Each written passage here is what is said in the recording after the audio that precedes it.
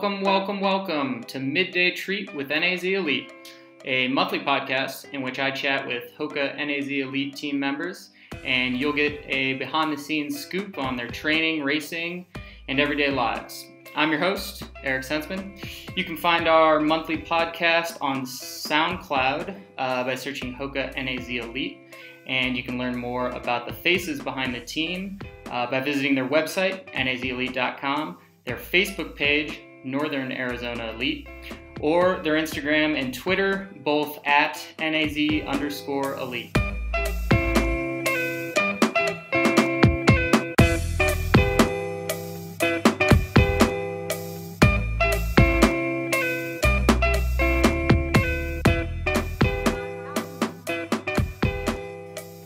On this episode, I sit down with NAZ Elite's head coach, Ben Rosario.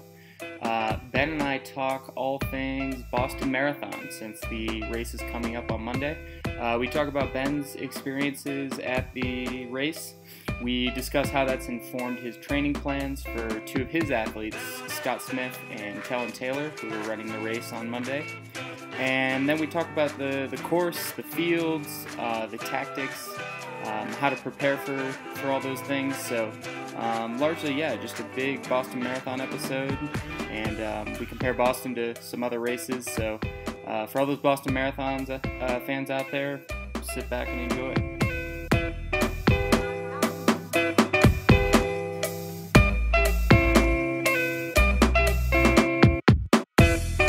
So I'm here with Coach Ben Rosario for this month's podcast. Ben, welcome to the podcast. Thanks for having me. We're in the podcast studio, which happens to be in my back room. So that's right. It was pretty easy for me to walk basically straight from a nap over into this room, and now we're doing the podcast. Not a long commute. It's very not a long commute. Very, I can see where very you started, convenient actually, for me. Yeah, that works. So Boston Monday is a few days away now. So we're going to talk about Boston. Let's do it. What's your history with Boston in terms of participating, being there? Good question. Well, Boston is one of the first marathons I remember watching on television. Technically, the very first running event I remember watching on television when I was a little kid was the New York City Marathon on NBC in my parents' bedroom. I remember, for whatever reason, just sits with me vividly. But of course I remember watching Boston as well. Particularly I remember Cosmas Dedi from Kenya winning 3 times in a row. I remember watching those races. I was a sports nut. Like whenever sports was on TV I would watch. Sure. But I did find myself enamored with running for whatever reason, really early on, even before I ran on any kind of team or anything like that. Sure. So what years was that 3-year span? That was the early 90s. Early 90s. Yeah, okay. So I'd been like 10, 11, 12, right in that range, 13. But you weren't running too much? No, I didn't really start doing it. I mean, certainly not when I was 10. I remember I started running maybe like, 12 or so, middle school, 6th grade, 7th grade, 8th grade. But I had already watched some stuff on TV, and so I knew I liked it. But anyway, Boston always seemed like what it is, which is this huge deal. Yep.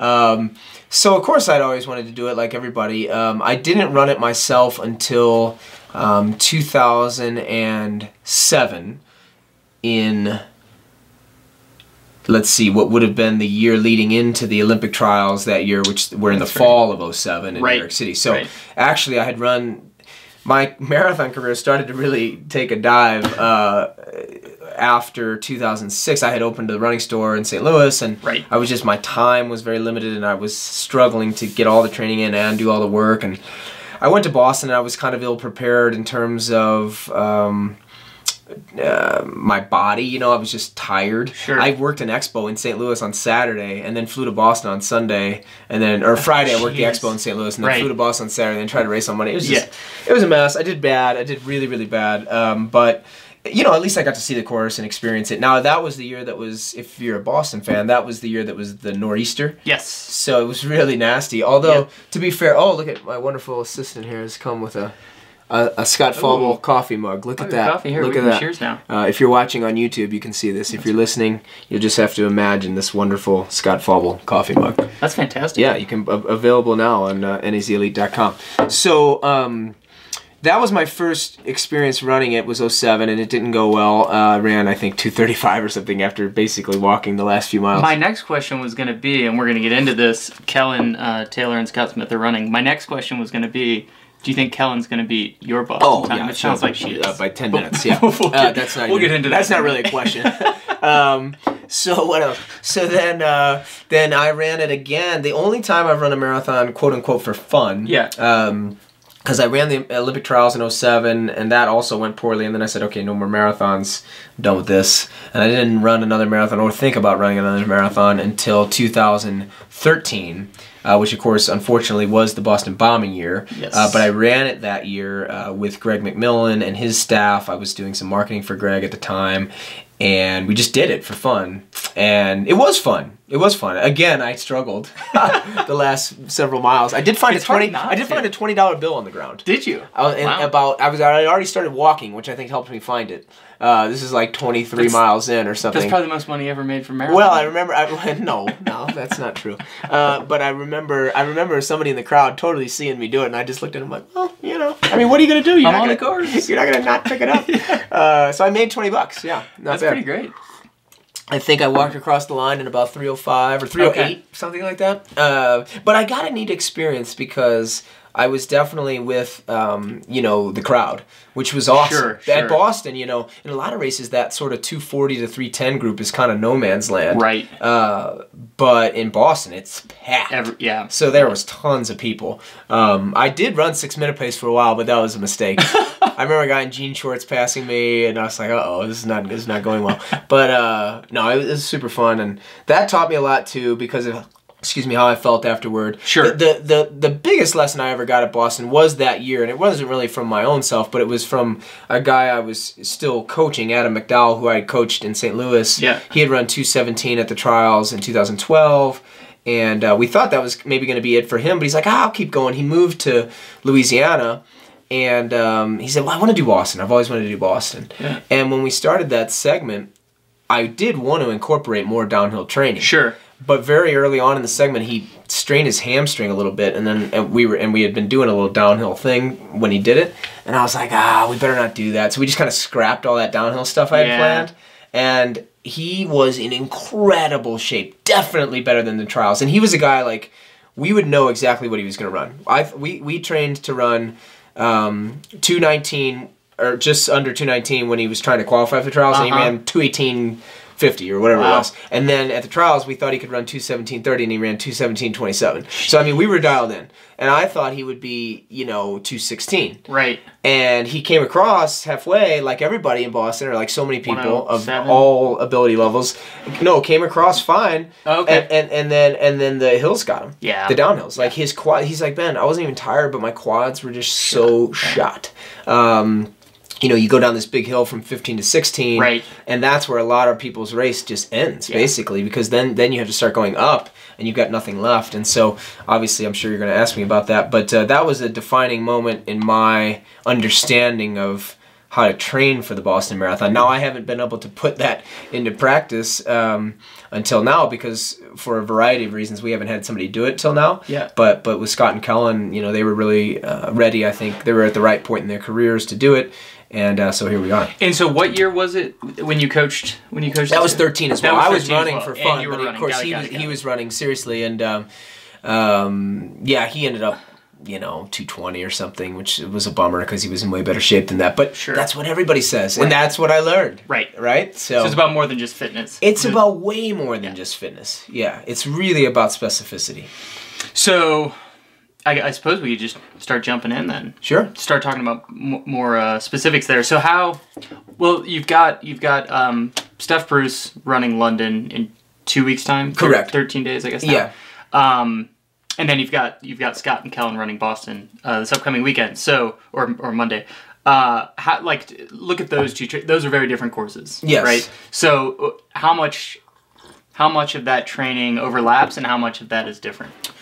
Yeah, and of course, Aaron Braun ran Rotterdam this past weekend. That's true. And you didn't ask me, and that's nice of you, but it didn't go well. He didn't finish, and I'm really sorry for Aaron, of course, and we're trying to figure that out. And his training went really well. Also, there were some things outside of training that maybe were the variables that could have caused this. Sure. But we don't know, so there's not much I can say, except that it definitely was something weird and something that was a huge outlier, because he started getting super tired at 15K, 20K, which is just way early. Yeah. And it's not like he went out over his head or anything. So anyway, we'll figure that out. But his training and Steph's training were definitely very different, because Rotterdam and London are very flat. You know, it's really, unless you're trying to win the race, which of course we'd love to be trying to do, but for those two, realistically, it was more so, hey, let's try to be in the top 10. Right. And so it's really more about finding your pace and your rhythm and just running it the whole time. Yeah. And so a lot of the workouts were just same pace the whole time, or, you know,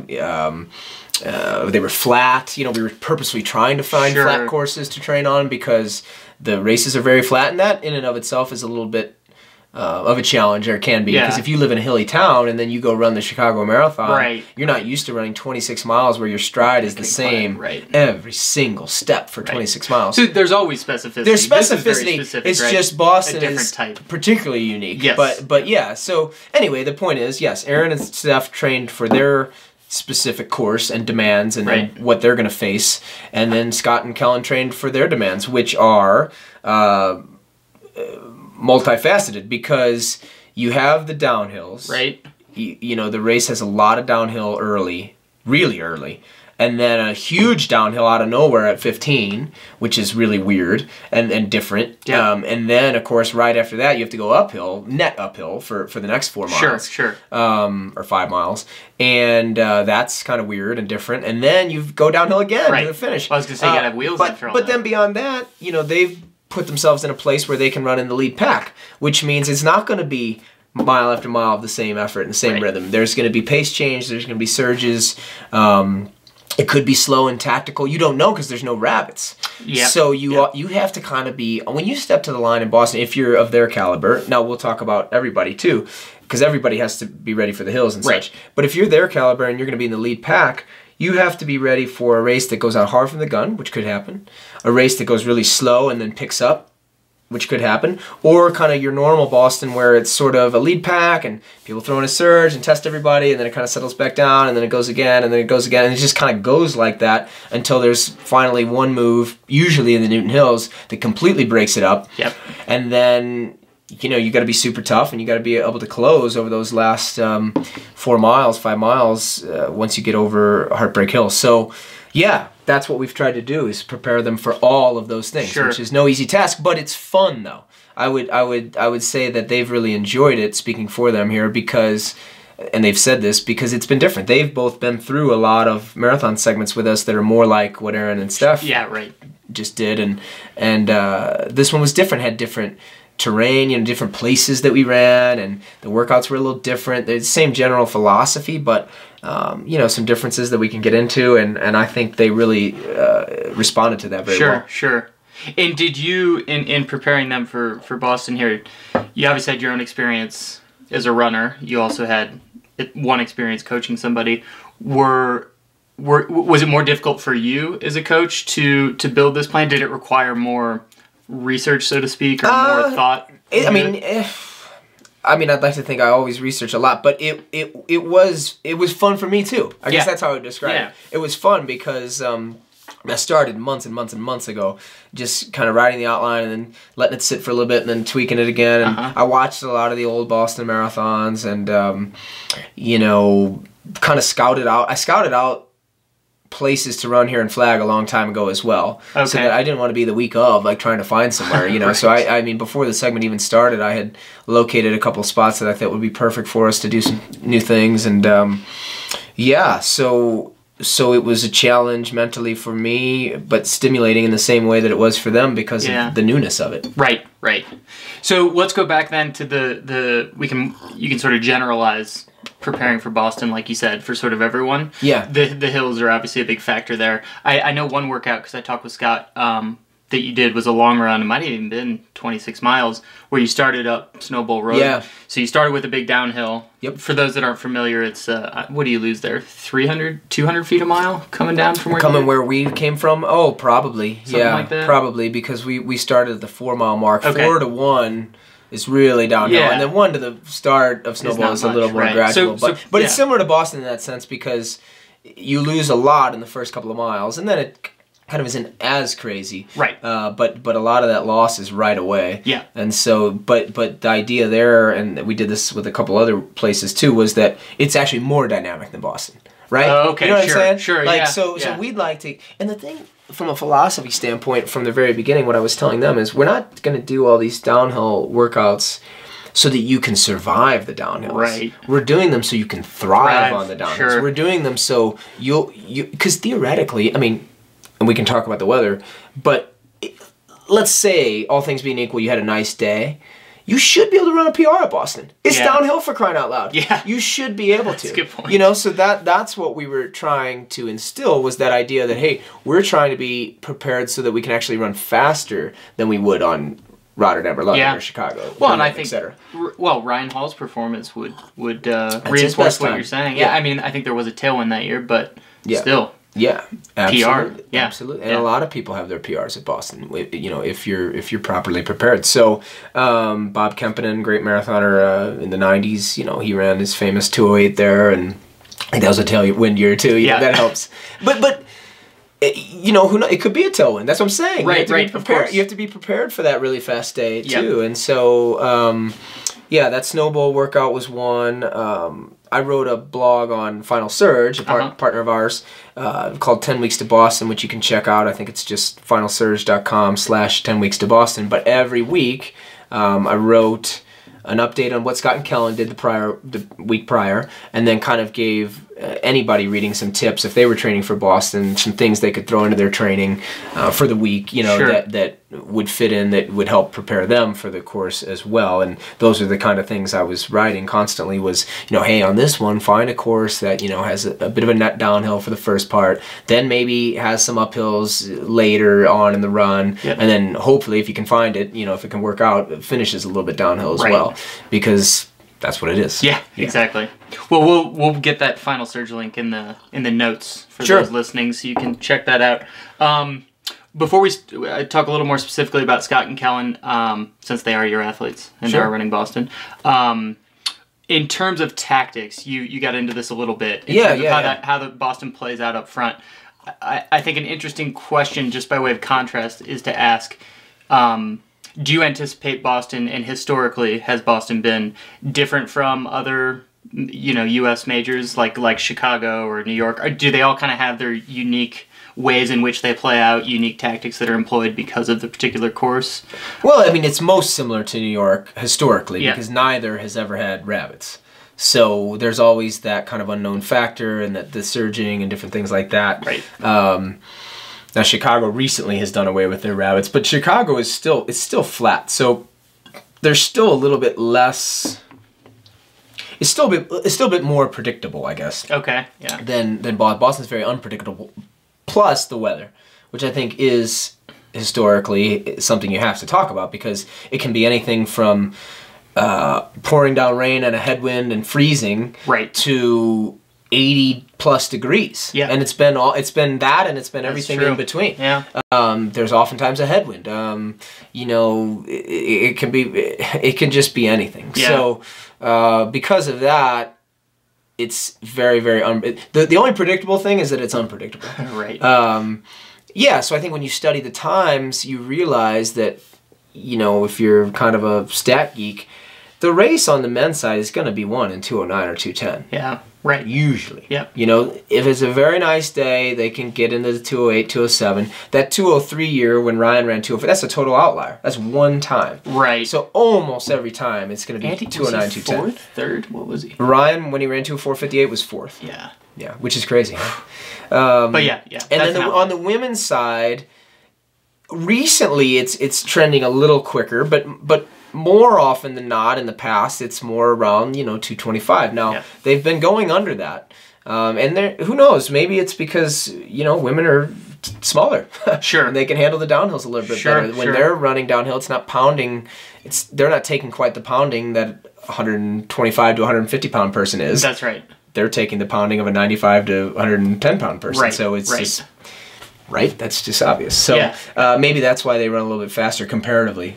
Or maybe they're just tougher and they just don't care and they just get out and push it harder than the guys. I don't know. But anyway, That's the big difference historically, is that you don't see the times up front that you see at London and Berlin and Chicago historically, that you and that you see at the other marathons like Rotterdam and everything like that, because it's just it's an equalizer. I guess I would say the course is an equalizer, because of the way it's set up. Very few people can just be prepared for that, especially your first time out. Right. So hopefully Scott and Kellen are benefiting from my poor results, and they'll run better, much comparatively better than I did. So would you just say, last thing in terms of tactics in the course, like 2014 with Meb, that was an outlier. Him getting away as early as he did. Sure. What makes it so difficult to get away early? Well, it's difficult to get away in any race. Well, that's true. You know, but I think what happened to him that year was it was a sort of perfect storm. Sure. Because he hadn't, I mean, I think he had run well, but in the eyes of the international athletes, he hadn't really done anything in a while that they would respect. Yeah. Which allowed him to get away. If it was someone that they respected, they wouldn't have let that person get away. That's a good point. So that was one thing that helped him. The other thing was he knew the course really well. So if anybody was going to get away and be able to control their emotions, it was going to be him. Not only because he knew the course, but also because he's just such a veteran. Sure. He just knows himself. Yeah. He was the perfect person to do it. Right. You know, for one. And then they let him go way too long, for two. And then the course helped him out a lot, because they actually, and I say they, I'm talking about Wilson Chibet and a couple of the other international athletes, made a great move through the Newton Hills. I mean, Chibet absolutely rolled the Newton Hills, and really, especially from like 25K to 30K, his split, I think, was ridiculous, and 30 to 35K was still really fast. That whole 10K was fast, but then he got to 35K, and he was just toast. He was smoked. He was toast, because if you think about the section that he had to just bash to make up that ground, it's really hard. Right. And Meb didn't have to crush that section. His section. He just had to keep basically running the same effort that he'd been running the whole time. Sure. And so when it got down to the end, Wilson was actually hurting more than Meb was. Right. Yeah. Right. Yeah, that was an interesting year. No, that's but you learned from that year. Yeah. You learned from that year, I think, for sure. You learn that, you know, if you had your choice, that's how you would run it. Is still pretty even effort. So it's no different than any other race in that. Now, the splits won't be all the same. Sure. But you'd love to run it even effort, but, you know, just most people aren't going to get that opportunity. Right. If somebody tries that again, I just don't think that's going to work. Yeah. It's too fresh. Yeah, they're just not going to let somebody do that. So I don't see that happening on either side. Sure. Year, yeah. Well then, so again, moving towards Scott and Kellen in particular, I guess how they do is in part contingent on the fields, on who else is running. So how do you feel about the fields this year, and I guess how that plays? The fields are awesome. I mean, the BAA has done an amazing job. The John Hancock group, MK Shea and her team that puts the fields together, they did a great job, because they put together what I would call a very intriguing field. Wonderful international field on both sides. Really good athletes. Obviously, Karui is back, the defending champ. That's always nice. Buzanesh Deba on the women's side, Daska on the women's side, people who are really, really good. Edna Kiplagat is defending champ. So both defending champs are back, and Kiplagat's one of the best female marathoners of all time. So the international field is very, very solid, which I think is important, because you don't want to like stack it unfairly toward the Americans or something just because it's an American marathon. You have to have them earn it. And they've got the American field, which is incredible on the women's side and very, very good on the men's side as well. So that piques the interest of the American fan. And then, of course, they always do a good job, in addition to the East African athletes, of getting a guy like Yuki Kauchi on the Japanese, from the Japanese side, and he's a fan favorite in Japan, but also across the globe. And so there's a nice mix of people from all over the world. It has a very, very good international flavor, plenty of good storylines, really interesting characters on both sides. You know, people that people love, and then people that maybe have some haters, and Sure. and that's okay. That's cool too. Yeah. It makes it a real sporting event. So I love the fields. Are you asking how the fields are for us in particular, or just in general? Yeah, no, general. That was a good overview. You obviously know the fields better than I do, and better than most listeners, I'm sure. Yes. Do you think that?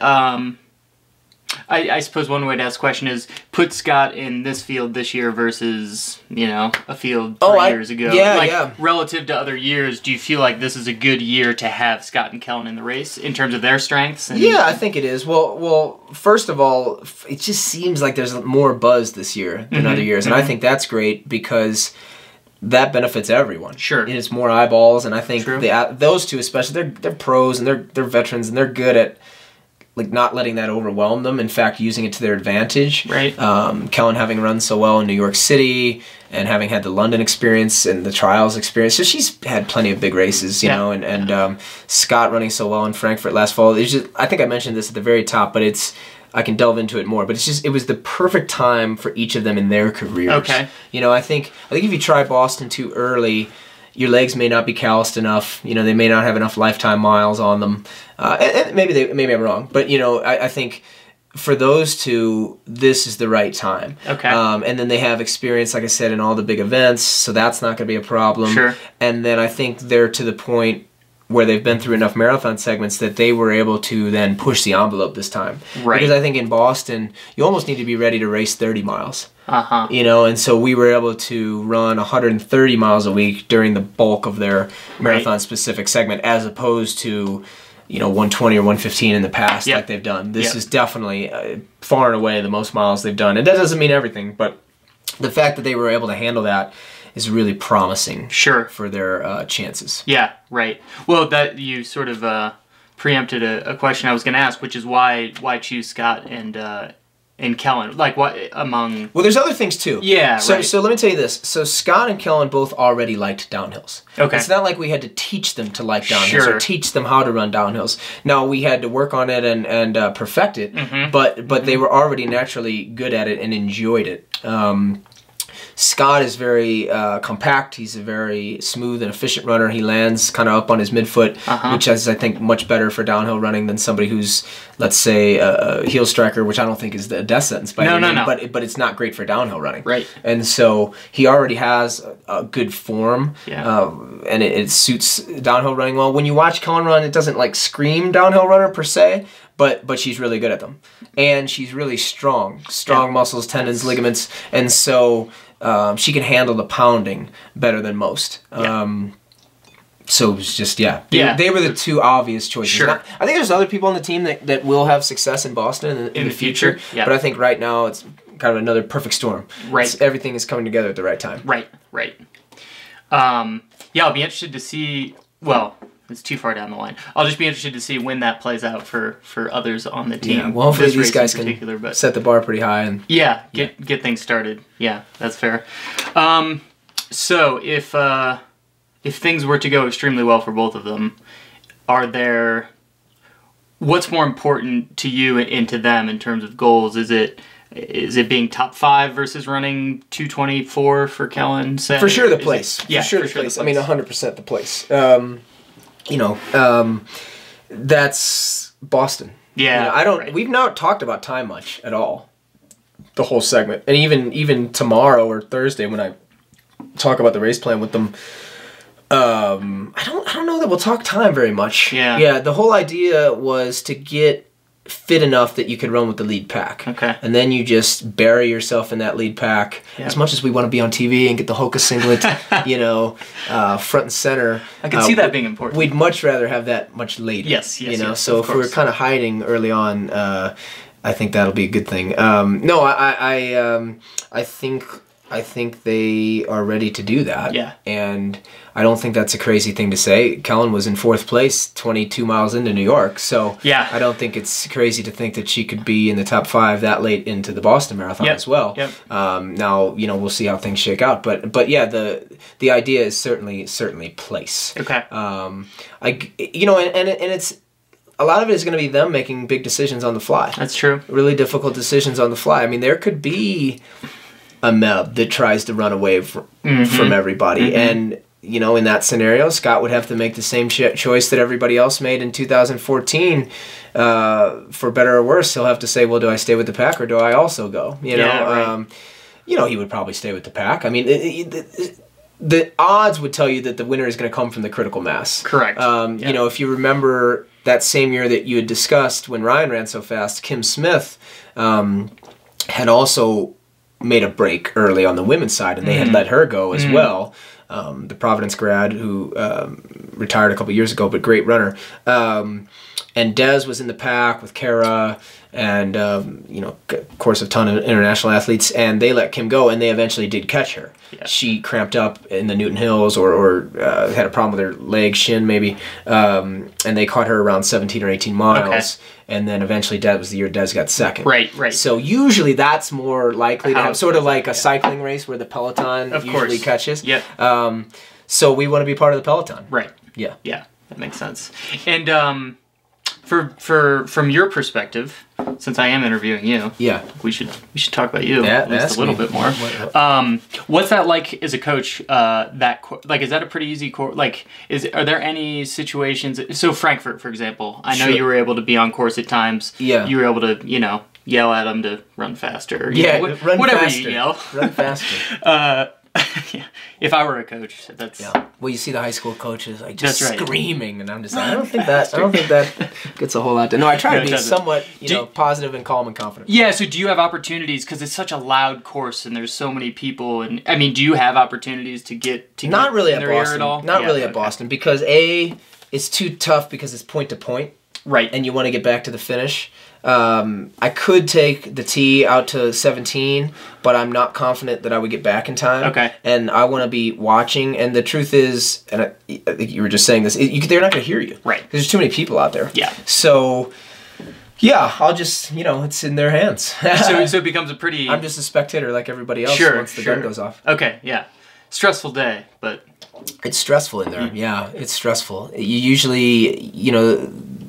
The races usually do a good job of putting us up, the coaches and agents, in a room where we can watch on a TV and a big screen. And man, when they're doing really well, it's quite nerve-wracking.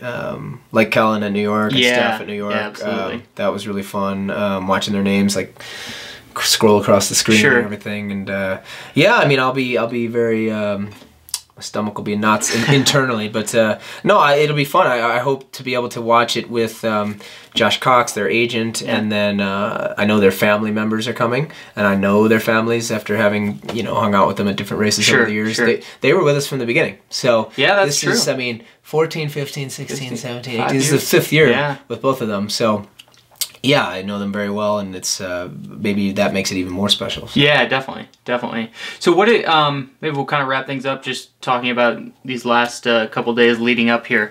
Sure. I have seen on social media a number of people, coaches in particular, commenting on the last couple weeks before a marathon. Sure. Yeah. I don't know why that has happened. Well, I think it's because they get a lot of questions this time of year. Yeah, I guess that's why I did. Yeah. I mean, in that blog on Final Surge, I wrote about it last week. Okay. That was kind of my topic last week. And, you know, my thinking is this.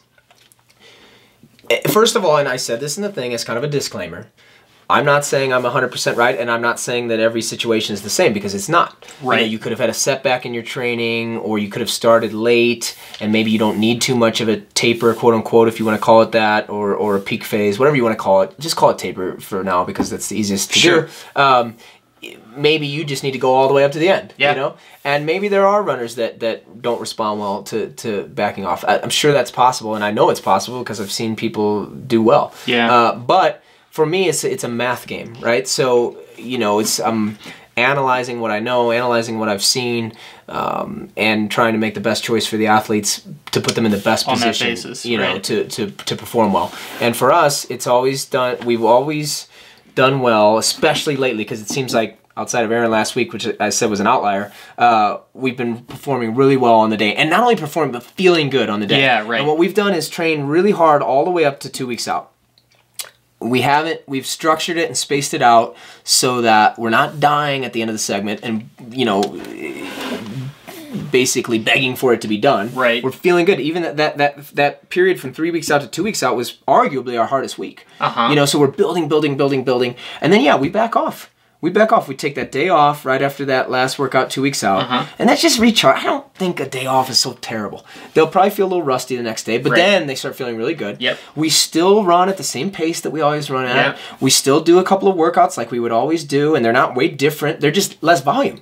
We just pull back the volume. So the way I explained it in the blog was, you know, they're used to running 10 or 12 miles every morning, so those become 8. You know, they're used to running 6 miles every afternoon. Those become 4. Or maybe a couple afternoons we don't run. They're used to doing workouts that are 12 to 16 miles in total volume. We cut that almost in half, 8 miles, you know, maybe 6 miles the week of. But it's still a workout, you know? And it's so the same process. It's the same rhythm. They stay in the same rhythm. And then, of course, the last couple of days are just very easy, you know? And they usually feel really good. And I think the marathon is different. We actually don't do that for almost any other distance. But the marathon, because of the glycogen storage factor, you really need to be fresh and ready to go, I think, to last the whole time and have the energy stores you need over the last 10K, 5K. Well, that's just proven. I think so. Yeah, I think so. I don't think that's a topic of debate. Although maybe. And so when I'm, you know, whether it's the pro athletes or whether it's absolutely anyone running Boston or any other race, that's kind of how I suggest to do the taper. Take what you've been doing for the last several weeks and just shave the volume down, but don't shave anything else. Not the pace, not the type of workouts. Don't all of a sudden go out and run a set of hard quarters if you've been doing a bunch of marathon specific stuff. Do another marathon specific work, but just do a little, you know, just a little less volume. Don't eat super differently or differently at all, really. Don't sleep different. I mean, just live the same life you've been living. Well, especially if you've been performing well in training, right? It's like obviously whatever you've been doing. I'm kind of making the assumption that it's been a good segment. You know, obviously I can't address every single different scenario. But yeah, if things have been going well and you've kind of got it down, then it shouldn't be way different. It should just be more the same, but less of it. Sure. Yeah, that makes sense. So you guys will get up there. They go. I think they leave Thursday. The athletes. I get up there on Friday because we have Matt Yano and Scott Falbo running the 5K on Saturday. Oh, that's right. And then they have some media obligations on Friday and Saturday, but then nothing on Sunday. They'll be able to relax all day, and then the race on Monday. Not that anyone cares what I'm doing, but then I'll stay a couple days. I'll stay a couple days and then go to London. From New York. Yeah. Okay. Or from Boston, rather. Yeah. Correct. Got it. And last question, because now I'm curious. I feel like I keep trying to wrap things up. And that's all right. We can. And then you say something, and I think I want to follow up on that. So they'll get there Thursday, which would be for roughly 4 days before. They're coming from 7,000 feet to sea level. Is that something you think too much about or worry too much about? We used to, I should say, but I don't know. I think lately I just think that it's not that big of a deal.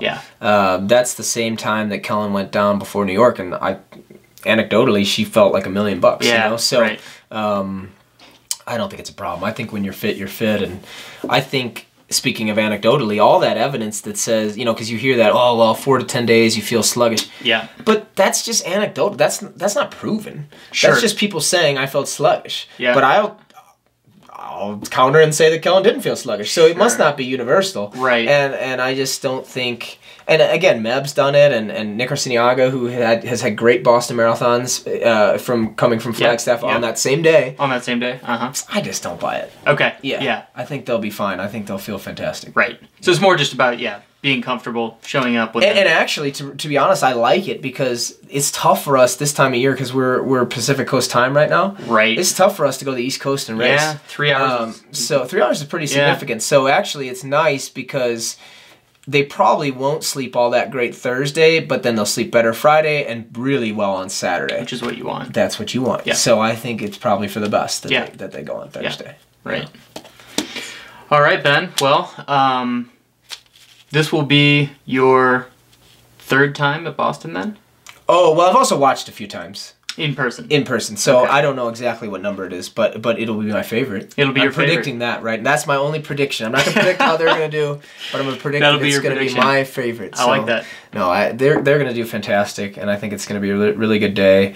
The weather, if you're running Boston and watching this and looking for any tips yourself, looks cool. Possible rain, possible wind, but like we said at the top, that's kind of, you should have known that from the get-go, Right. that was a possibility. And I wouldn't stress too much about looking at it every day. I would wait till you're going to leave and look at what it's going to be, you know, pack some rain stuff. And, you know, obviously, you know, logistically, if you're in the regular mask start, you have to stay in Hopkinton for quite a while, yeah, which is kind of a bummer. But you know, that's kind of part of the experience, though. It is. So if it looks like rain, make sure you get your poncho and all that good stuff. And I believe they donate anything that Oh you yeah, throw out. yeah. So, Wear old clothes. Right. Wear you know, get a trash bag or a poncho.